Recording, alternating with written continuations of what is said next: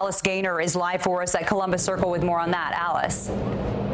Jessica, we did talk to some people who were evacuated off of those trains. A couple of them told us they did not have air conditioning, but they were able to open some windows. The good news is a lot of them tell us that people remained calm. Of course, there were children on the subways. They were getting upset. Some people were stuck on trains for about 30 to 40 minutes. We talked to them as they were exiting the 59th Street Columbus Circle station. Want to show you Columbus Circle right now at this hour. You know, it's pretty quiet right now, but sirens were going. Well, there goes a siren. Since we've been here for a couple of hours, they've been going nonstop. We've seen fire engines going, responding to calls. You could see these are the shops at Columbus Circle. Now, there are some lights on in the building from generators and emergency lights, but otherwise it is pitch black in there. We talked to one woman who was inside the Whole Foods. She said that the entire mall was evacuated. That was also done in a calm manner. She says workers from Whole Foods were actually pretty excited they got to take home some of the food down there. But again, you could see traffic lights here at Columbus Circle. They are working, but just outside of Columbus Circle, they are not working. In fact, we saw some regular everyday citizens trying to direct traffic because really it's just been a free-for-all. My photographer and I were coming from the Bronx earlier. We were on the West Side Highway. None of the traffic lights over by 57th and 58th Streets on the West Side Highway were working, and it was pretty scary trying to make the turn onto 56th Street because, again, people were just directing themselves in their cars here. We also noticed a lot of people outside of restaurants.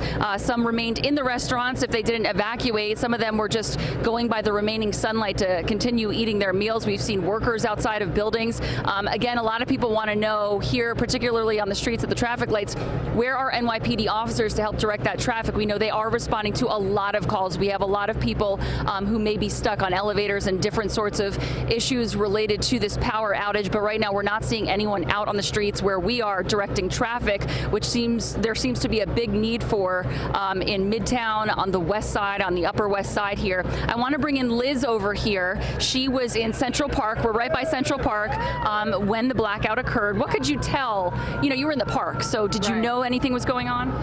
It was definitely different than what it normally was when we were in the park. Normally it's very lively and a lot of people just being active, and then everything kind of went a little bit dark. I mean, it was still light out, but we could tell that something was definitely off, and my mom had texted me and I knew that something was going on with, you know, the subways being down and things like that. But it definitely went, there were people in the park that were working there and they're like, hey guys, like, we're gonna send you guys out, you know, for your safety. So they actually kicked you out of Central Park? They did.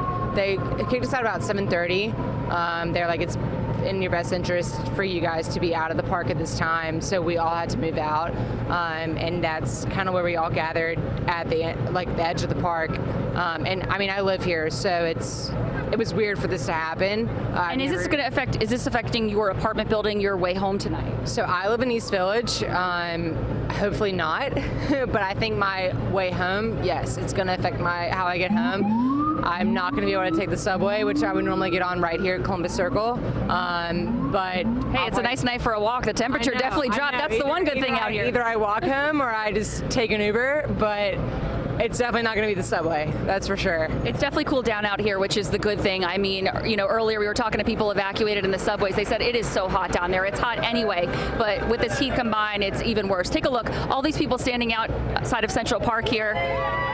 I mean, everyone's in good spirits here. A lot of people don't know where to go because their apartments, their homes probably don't have power at this time. You can't go to the restaurants. There's really not much to do here in Midtown and the West Side, but you could see a lot of people out on the streets walking out and about. Let's take one more look here, but Jessica, before I send it back to you, these are the shops at Columbus Circle. For the most part, they are dark. Again, the traffic lights here directly in Columbus Circle working, but outside of here, they are not. So be careful if you're out on the roads this evening. If you don't have to be driving, if you don't have to hop into a cab, maybe just stay inside, go to a friend's apartment, walk there, try not to take any mass transit because, again, the lines are affected here, at least in Midtown and the West Side. Jessica, we will send it back to you, and I don't have my earpiece in at the moment.